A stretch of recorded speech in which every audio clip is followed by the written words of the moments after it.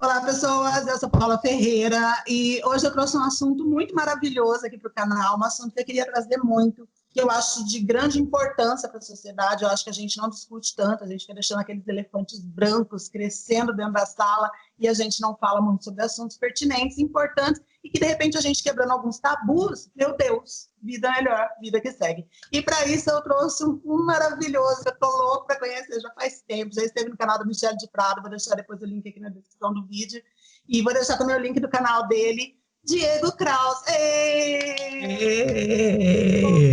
Sua linda, muito obrigado pelo convite. Obrigada a você por querer participar, por estar aqui. Bora falar um pouquinho de Diego. Me fala um pouquinho, quem é Diego Kraus? O que você faz da vida? O que você está Tá. fazendo na internet? Me conta tudo. Olha, de formação, né, eu sempre começo por aí. Eu sou ator, então sempre estudei artes cênicas e tudo relacionado a isso. Hoje eu dou aula de teatro musical também, dou aula de teatro. Então eu acho que dá pra dizer que eu tô aí pelo meio das artes, assim. E aí já faz algum tempo, acho que deve fazer uns 4, 5 anos que eu abri um canal. Eu já tive outros canais na internet, mas eu resolvi abrir um último, já faz uns 5 anos, em que eu ia colocar as minhas ficções, né? Ia poder fazer os meus personagens, que eu gosto de fazer, e queria fazer os meus vlogs e falar sobre a minha vida. E aí deu certo, deu certo é ótimo, né? Mas assim, foi no mesmo tempo em que eu descobri o meu diagnóstico de soro positivo, que quer dizer que eu vivo com HIV. Então eu resolvi abrir meu canal, aí hoje o meu canal tem as sketches, eu falo sobre HIV e faço os vlogs também. Então você juntou tudo, seu trabalho, sua profissão e ainda um lado informativo. Exato, eu pensei muito sobre isso, porque o YouTube, bom, você sabe tão bem disso quanto eu, o YouTube nos leva para falar sempre sobre o mesmo assunto, né? Os números façam com que a gente faça isso, só que eu fui nessa contramão. Então os meus números talvez não sejam tão expressivos assim, mas tudo bem, é uma coisa que eu abri mão para eu poder gerar o conteúdo que eu acho que é relevante, que é falar do Diego por inteiro, não falar só sobre uma parte, como por exemplo, falar só sobre HIV. Eu não falo só sobre isso, tem várias coisas no meu canal e também tem a história do HIV. Posso fazer várias perguntas para você? Pergunte o que você quiser. Diego, antes de mais nada, eu já falei isso, eu quero falar de novo. Eu sei definir quando a pessoa está sendo preconceituosa e quando ela está sendo ignorante. Pode ser que em algum momento pareça que eu estou falando algo de maneira preconceituosa, mas saiba que é de total ignorância. A ideia aqui é todos aprendermos juntos, né? Tanto eu quanto o meu público que está assistindo. Então, por favor, me entenda se eu falar alguma coisa assim, você fala, meu Deus, Paula, não fala mais isso. E aí eu vou aprender a partir de agora, tá bom? Eu desligo a ligação. Imagina, tá tudo certo, pode deixar. Eu acho que só de você colocar isso já é muito importante, porque é isso, né? A gente também tá num lugar hoje tão enfurecido que parece que todo mundo quer só ter razão.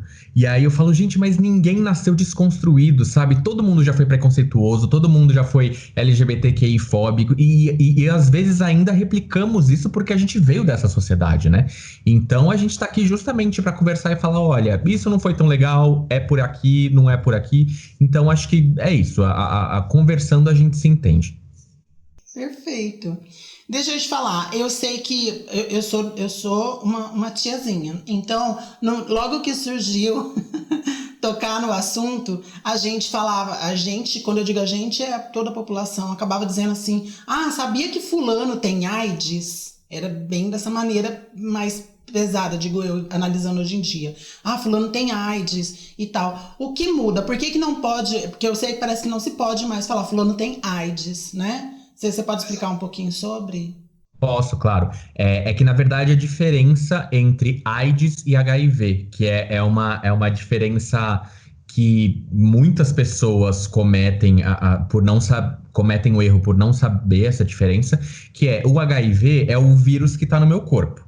É o vírus que está aqui no meu sangue e tal. E eu, hoje em dia, em 2020, pulando para 2021, porque 2020 meio que não existiu pra gente, né? Vamos combinar aqui com esse negócio de pandemia.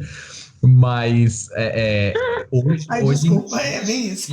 imagina, hoje em dia é possível ter uma vida absolutamente normal, sendo portador do vírus do HIV. Então eu tenho o HIV já faz 3 anos.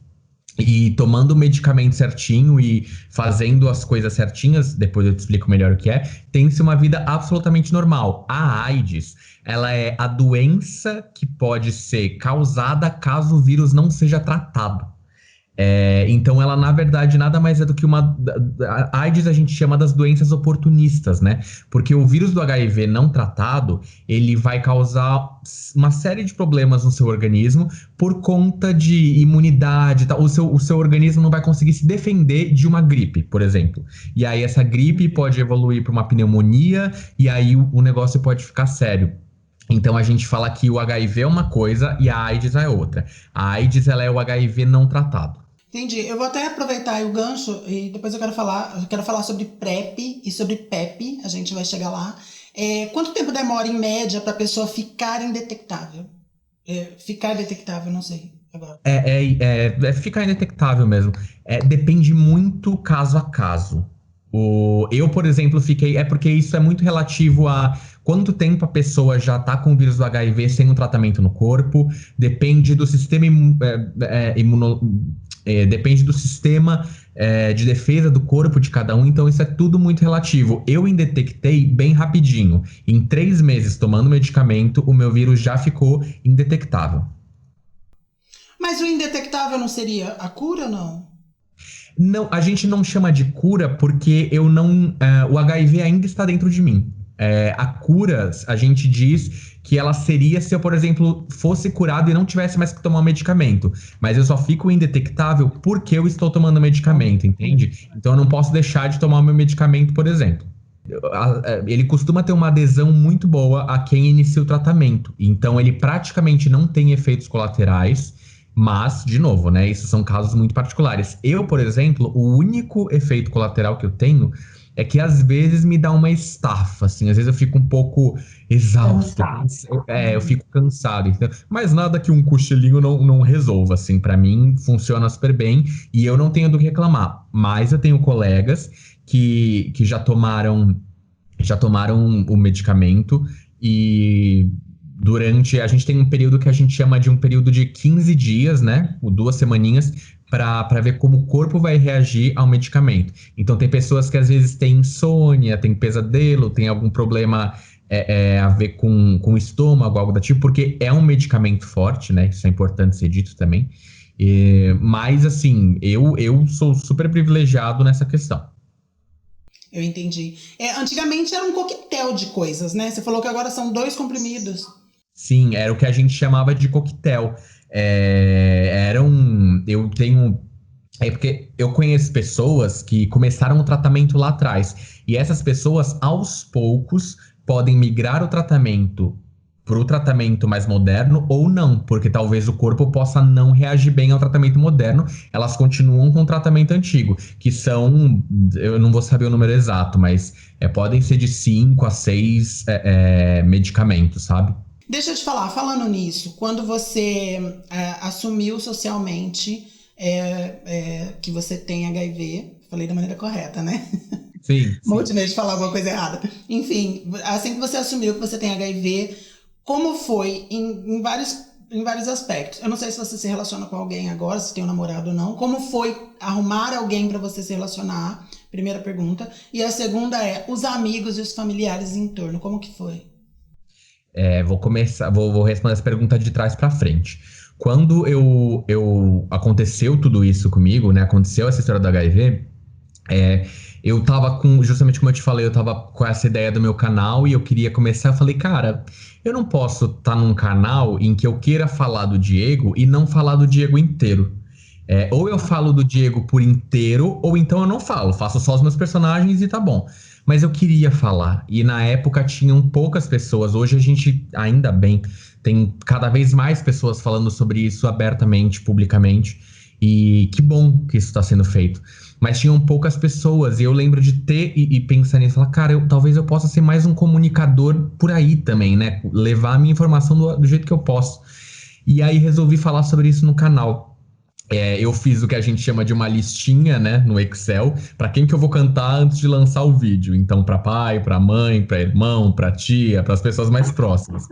E a partir de um determinado momento, Ai, mas eu não contei pra aquela tia. Tudo bem, eu não vou, não tem como eu contar, porque senão é um lugar muito cômodo de eu falar, então não vou falar. Até eu falar com todo mundo, eu não vou fazer. E eu sei que eu quase caí nesse lugar. E aí eu contei pra mãe, contei pra minha mãe, contei pro meu pai, contei pro meu irmão. Foram reações diversas, mas sempre todos me apoiaram muito. Assim, eu não tenho o que falar em relação à minha família. Eu sou extremamente privilegiado pela família que eu tenho. Então foi muito acolhedor. E todos eles com muito medo, né, de falar sobre isso publicamente. E eu lembro que tinha muito isso, porque na época eu tinha feito um trabalho grande em cinema. E eu lembro que eu falei, cara, se esse trabalho sair e eu não tiver falado sobre isso, talvez eu não tenha coragem de falar depois. E eu não quero ser um ator que vai ficar dentro do armário em nenhum aspecto, entendeu? A minha geração cresceu sem ter, imagino a sua, inclusive, mas assim, a gente veio sem nenhum tipo de representatividade e isso foi terrível. Isso é cruel com uma geração. A geração de hoje e as mais recentes tem uma sorte e que bom que elas têm representatividades de todas as nossas siglas dentro da TV, dentro da internet, dentro do YouTube. Isso é muito importante. E aí eu lembro de pensar sobre isso. Falei, bom, eu vou ser um ator assumidamente gay. Isso eu tenho certeza, porque eu não vou ficar num lugar ali, numa zona em que eu não vou poder falar sobre... Porque senão eu sempre vou ficar dentro do armário, eu não vou poder falar sobre relacionamento, eu não quero isso pra mim. E aí, expus a sorologia, e eu lembro que no começo foi assustador, tive medo e tal, mas a repercussão foi tão positiva pra mim, eu recebi tanto amor, tanto carinho e tantas pessoas que até hoje chegam até mim e eu faço questão de acolher, né? A gente chama de acolhimento no caso do HIV, quando alguém vem contar sua história, isso acontece assim diariamente. Alguém vem me falar, vem contar sua história. Então, nesse lado foi muito positivo. Eu sempre tive muita sorte dos relacionamentos que eu tive. Não tive nenhum relacionamento que terminou, que não funcionou por causa do HIV, entende? Não barrei isso, isso não foi um impeditivo, mas eu também sempre digo que eu acho que isso tem muito a ver de como eu lido com HIV. Eu não acho que eu sou eu acho que eu tenho sorte, mas eu também sei que eu lido com HIV de uma maneira muito leve. E isso faz diferença na hora de contar para um relacionamento, na hora de contar para alguém. Isso tudo conta, sabe? Mas e pra você, como foi na sua cabeça? Porque, por exemplo, como eu disse, do meu tempo, era um bicho de 7 cabeças, né? A gente via nas páginas de revista Cazuza cada vez mais se definhando fisicamente e várias notícias, tinha notícia de que trocaram o sangue dele por sangue de cavalo, várias notícias enganosas, o fake news da época já, mas que assustava quem estava lendo. Então, se na época eu descobrisse que eu tinha HIV, provavelmente eu pularia de um lugar achando que já era o fim da minha vida, né? Como foi para você descobrir? Olha, o que eu posso te dizer é muito engraçado, né? Porque você tá falando da sua época, mas a visão que eu tive foi exatamente a mesma. E até hoje, as pessoas ainda usam o Cazuza. É engraçado isso, mas é o Cazuza como exemplo, que saiu na capa da revista Magro, né? E é engraçado porque é uma imagem tão forte que virou um símbolo. E nesse caso não é um símbolo saudável, né?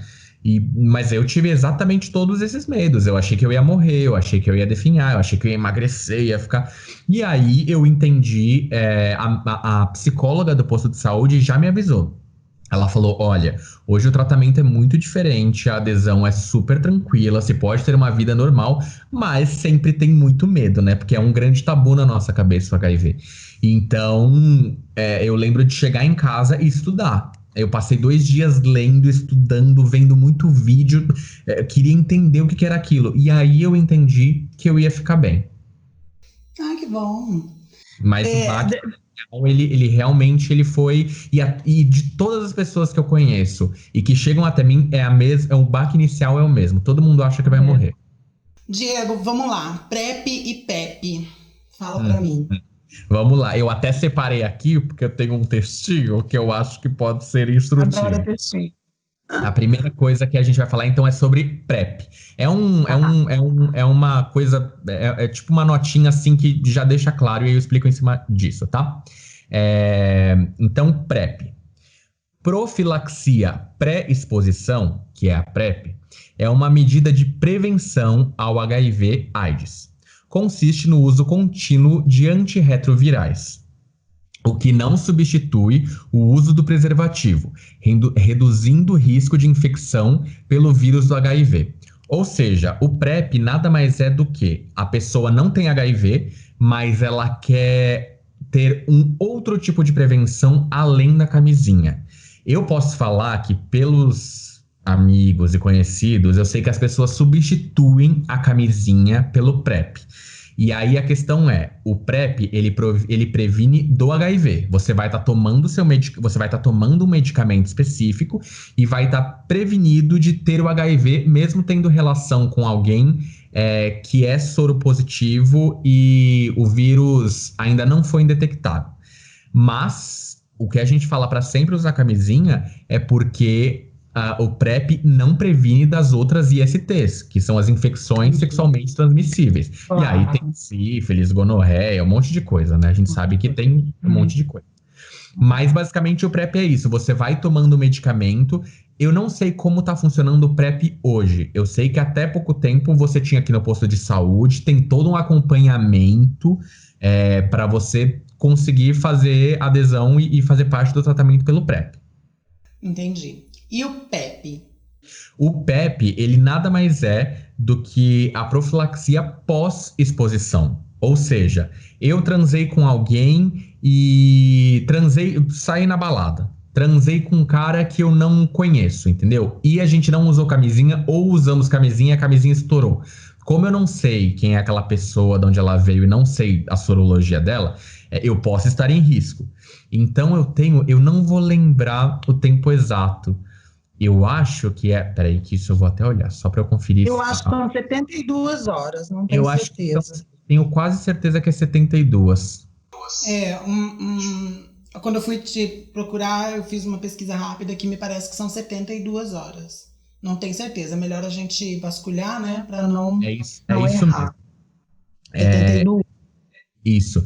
E aí a pessoa, até 72 horas, pode começar o tratamento do PEP. Que você vai durante um mês tomar um medicamento também, para caso você tenha se exposto em uma relação de risco com alguém com HIV, esse medicamento já vai cuidar disso para que não haja nenhum problema.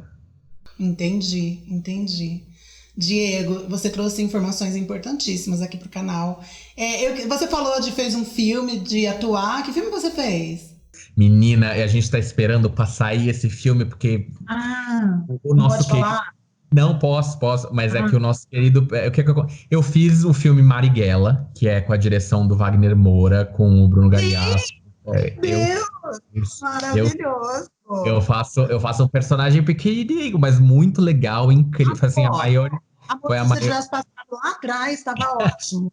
Foi a maior experiência que eu tive como ator. Então, assim, era um elenco que era tipo, Bruno Galhaço, Seu Jorge, Luiz Carlos Vasconcelos, em direção do Wagner Moura.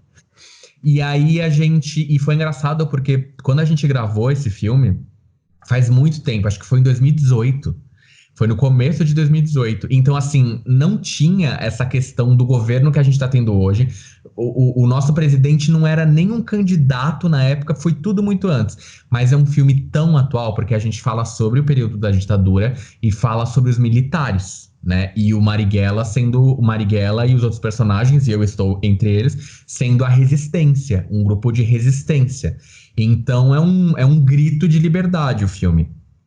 E quando o filme tava para sair, aí o nosso presidente censurou, que eles falam que não é censura, mas é censura, né? A gente sabe que é. Acho que é, óbvio que é. E aí agora a gente tava com data certa, coronavírus. Então assim, eu não sei quando isso vai ser, para onde vai ser. Tá lá. Mas vai lá. Vamos combinar uma coisa? Quando o filme sair, vamos fazer outro vídeo para falar só sobre o filme, sobre todas essas histórias de ator. Vamos lá? Arrasou. Ah, que lindo! Diego, você quer falar mais alguma coisa que você acha pertinente, que eu não te fiz a pergunta, mas que você acha importante citar? Ai, eu acho que é só. Bom, primeiro assim, né? Já vou fazer aqui aquilo lá, assim. Quero te agradecer pelo convite.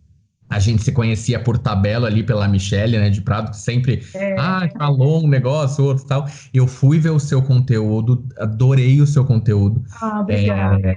Sei dessa luta que é da gente, somos, não só ser um youtuber pequeno, mas nós temos os nossos nichos, né? E o quanto é difícil a gente ficar nesse lugar de nicho e as pessoas só nos enxergarem aqui, sabe?